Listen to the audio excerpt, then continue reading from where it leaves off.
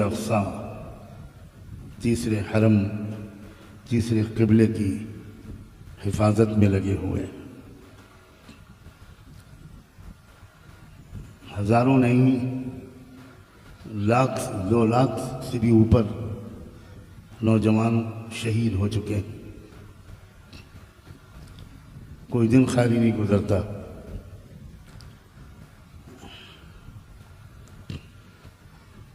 جب وہ کچھ نوجوانوں کے جنازے شہادت کا جام نوش کر کے نکلتے نہ ہوں،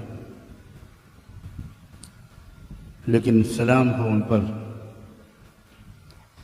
ان کے ہمت اور استقامت پر، ان کے ایمان پر، ان کے جذبوں پر،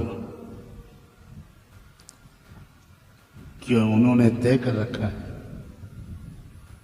کہ ہم میں کا ایک انسان بھی جیتے جی مسجد اقصی کو ان دشمنان انسانیت کے حوالے نہیں کریں۔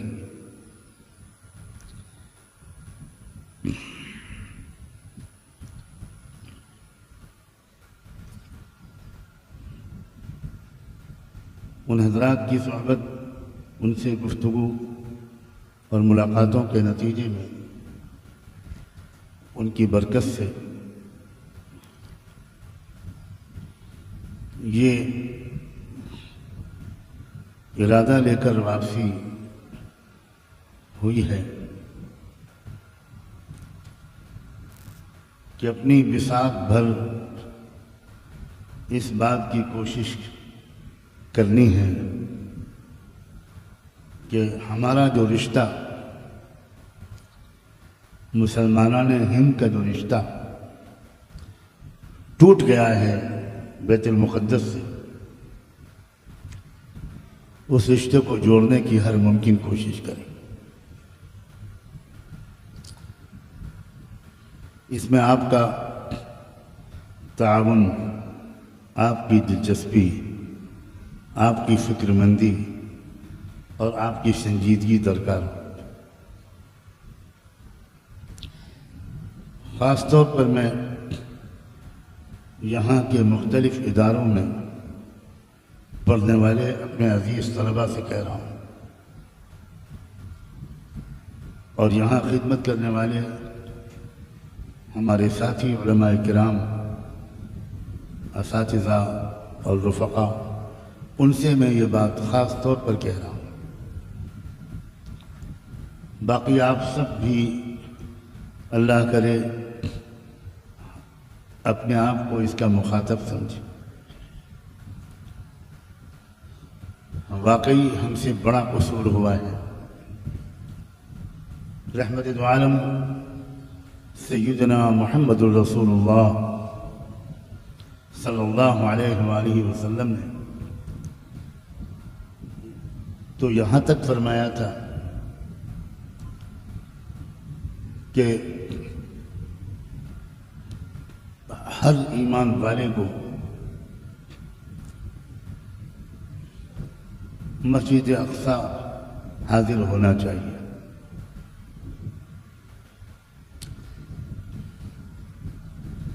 یہاں تک کہ اگر وہ زمین پر گھسٹ کر بھی آئے، یعنی معذور ہو، چل بھی نہ سکتا ہو، تو اسے زمین پر گھسٹتے گھسٹتے مسجد اقصی کا سفر کرنا چاہیے۔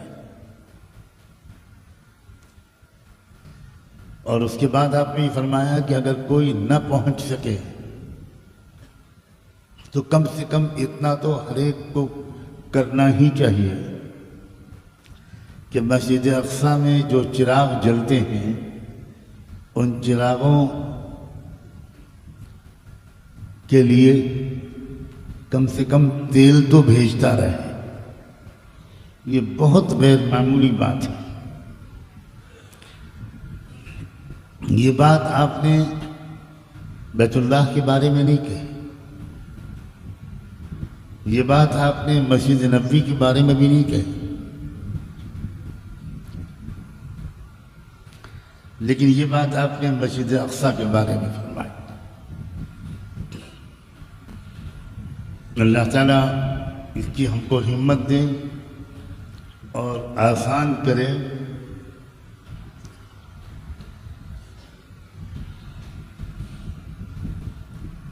کہ ہماری حلال کمائیوں کا ایک حصہ مستقل طور پر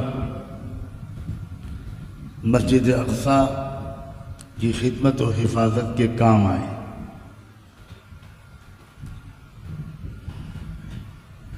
قرآن مجید میں کئی مقامات پر اس بات کا ذکر کیا گیا ہے کہ خاص طرح کی برکت اللہ نے اس سرزمین میں رکھی ہے۔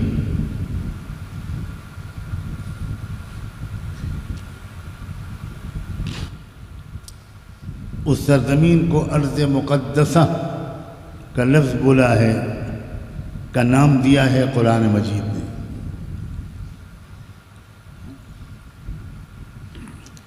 تو جو انسان جتنا زیادہ اس سرزمین سے وابستہ ہوگا، تعلق رکھے گا، یاد رکھے گا، حالات معلوم کرتا رہے گا، کچھ حصہ لے گا اس کی خدمت اور حفاظت میں، انشاءاللہ اسی کے بقدر وہاں کی برکتیں اس کو نصیب ہوں گی۔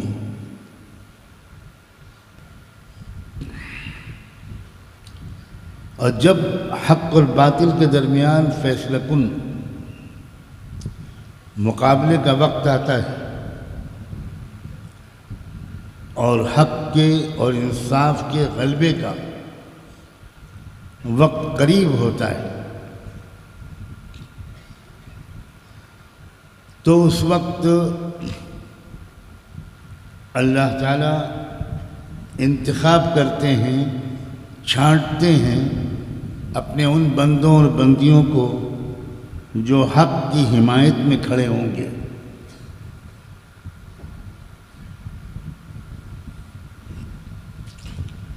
جو حق اور اہل حق کے دفاع میں کھڑے ہوں گے، جو مددگار بنیں گے حق کے اور اہل حق کے، اور بقیہ لوگوں کو، مردوں اور عورتوں کو، وہ چاہے لاکھوں کروڑوں کی تعداد میں، ان کو حق کی حمایت سے محروم کر کے باطل کا مددگار بنا کر کھڑا کر دیں گے۔ یہ وہ دور ہے، میں بہت دفعہ کہہ چکا ہوں، لیکن مجھے اس بات کا اتنا دکھ ہوتا ہے، اور اللہ یہ ہمت دیتا ہے، ورنہ تو انسان کی ہمت ٹوٹ جائے، کہ لاکھوں لوگ سنتے ہیں باتیں، لیکن یہ اتنی سنگین بات بھی لوگوں کو بے چین نہیں کرتی۔ مجھے تو اب تک ایک بندہ نہیں ملا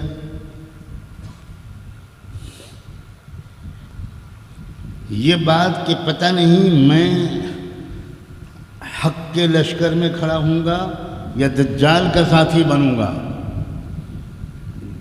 کچھ خبر نہیں۔ یہ بات کیا ایسی ہے کہ اس کو آپ سن کے اٹھ کے چلے جائیں؟ کیا یہ بات ایسی ہے کہ لوگ سر راہ مجھ سے ملتے ہیں ہزاروں کی تعداد، جن کو میں جانتا بھی نہیں، اور حضرت آپ کے بیانات یوٹیوب پر ماشاءاللہ میں پابندی سے سنتا ہوں، اس طرح کہتے ہیں کہ جیسے کسی شاعر کو اس کی غزل کی داد دے رہے ہیں۔ وہ یہ سمجھتے ہیں کہ یہ بات جب میں سنوں گا تو خوش ہوں گا، انہیں نہیں معلوم کہ میرے دل پر خنجر چلتا ہے کہ تم کیا سنتے ہو، کیا تمہارے مال کے خرچ میں کوئی تبدیلی آئی؟ کیا تم نے زندگی میں اپنے وقت کے استعمال کی ترتیب میں کوئی تبدیلی کی؟ کیا تم بے چین ہو کر بعد میں آ کر ملے کہ اگر یہ فیصلہ کن وقت ہے تو آپ مجھے صاف صاف بتائیے، میں حق کے جماعت میں حق کی مددگار بننا چاہتا ہوں، میں باطل کا مددگار نہیں بننا چاہتا، اس کی ٹھیک عملی ترکیب بتائیے۔ کوئی نہیں پوچھتا۔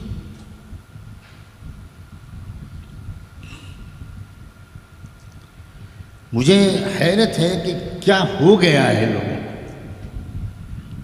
وہ صرف اتنا ہی کافی سمجھتے ہیں کہ حضرت دعا فرمائیے گا، اور وہ بھی خاص بات یہ کہ ہر شخص یہ کہتا ہے میرے لیے خاص دعا کیجیے۔ رشتہ آپ سے عام بھی نہیں ہے اور دعا آپ کو خاص چاہیے۔ اچھی بات ہے، یہ مذاق ہے۔ کوئی مجھے ایک واقعہ بتا دے کہ کسی صحابی نے اللہ کے رسول سے آ کر یہ کہا ہو کہ میرے لیے خاص دعا کیجیے، ایک واقعہ۔ یہ سب جھوٹ ہے، یہ نفاق ہے، یہ مکاری ہے، یہ اپنے نفس کو جھوٹی تسلی دینے کا سامان ہے۔ دعا کروائی نہیں جاتی، دعا لی جاتی ہے۔ صدیق اکبر نے دعا کروائی کبھی نہیں، لیکن جب غزوہ تبوک کے موقع پر پورا مال، پورا گھر میں جو کچھ تھا، حضرت صدیق اکبر غریب صحابہ میں نہیں تھے، بہت بڑا کاروبار تھا ان کا، وہ سب کچھ لا کے رکھ دیا اللہ کے رسول کے پاس، تب بھی دعا کی درخواست نہیں کی، اس لیے کہ وہ جانتے تھے کہ دعا کروائی نہیں جاتی، ایسا عمل کیا جاتا ہے کہ دعا خود دل سے نکلے۔ دعا لینے میں اور دعا کروانے میں بہت فرق ہے۔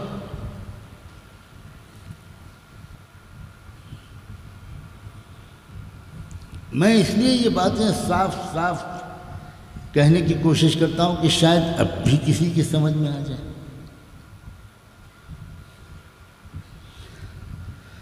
ہمارا یہ جو مجمع بنا ہے تبلیغ کی محنت سے اور بزرگوں کی اصلاحی مجالس میں دلچسپی لینے والے، اس میں بہت سی خوبیاں بھی ہیں، لیکن یہ پوری بات نہیں سمجھ پا رہا ہے، یہ ایک جگہ پر آ کر ٹھہر گیا ہے، یہ نہیں سمجھتا کہ ظلم کی طاقتوں کو کمزور کرنے کے سلسلے میں اور انصاف کی کوششوں کو مضبوط کرنا، اس میں بھی ہمارا حصہ ہونا ضروری ہے۔ میں کہہ رہا ہوں ضروری ہے۔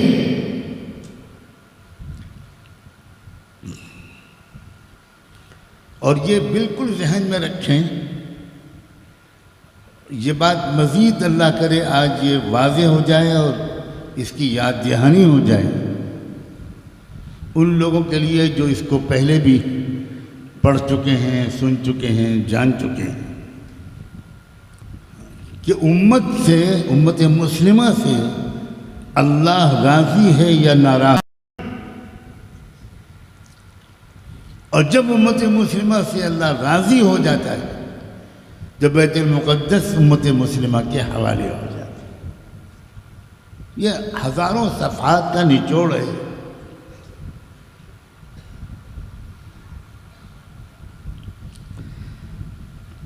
جب دنیا میں اللہ تعالیٰ انصاف کے نظام کو قائم کرنے کا فیصلہ کرتے ہیں، ایک لفظ آج کل بہت بولا جاتا ہے، ورلڈ آرڈر۔ جب اللہ تعالیٰ انصاف کی بنیاد پر قائم ہونے والے ورلڈ آرڈر کو دنیا میں نافذ کرنے کا فیصلہ کرتے ہیں تو سب سے پہلے انصاف کا نظام بیت المقدس میں قائم ہوتا ہے۔ یاد رکھیے گا، جب تک بیت المقدس میں انصاف کا نظام قائم نہیں ہوگا، دنیا میں کسی مقام پر بھی انصاف کا نظام قائم کرنے کی کوئی کوشش کامیاب نہیں ہو پائے۔ جو فیصلہ اللہ تعالیٰ اس دنیا میں نافذ کرنے کا فیصلہ کرتے ہیں، جو نظام اتارنے کا، وہ پہلے بیت المقدس میں نافذ ہوتا ہے۔ اللہ نے اس زمین کے اندر، اس جگہ کے اندر کچھ ایسی غیر معمولی غیبی راز رکھے ہیں، ہم ہر چیز کی وجہ کو نہیں سمجھ سکتے۔ شب قدر میں کیا راز ہے کہ اس ایک رات کی عبادت 1000 مہینوں کی عبادت سے بہتر؟ کون بتا سکتا ہے کہ اس کی یہ وجہ ہے؟ رمضان تمام مہینوں کے مقابلے میں اس قدر مقدس، افضل، بابرکت مہینہ ہے، کون بتا سکتا ہے کہ اس کی کیا وجہ ہے؟ وہ زمانہ ہو، دن ہو، مہینہ ہو، رات ہو، کوئی شہر ہو، کوئی جگہ ہو،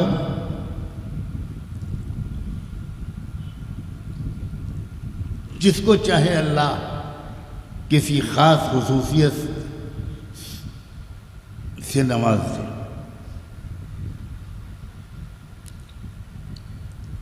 اللہ کرے آپ سب کے دل میں، جو یہاں ہیں یا کہیں سے بیٹھ کر اس گفتگو کو سن رہے ہیں، یہ جذبہ پیدا ہو کہ اللہ ہمیں بھی وہاں پہنچا دیجئے، اور اللہ ہمارا بھی کچھ حصہ اس کی خدمت، اس کی حفاظت میں لگا دیجئے۔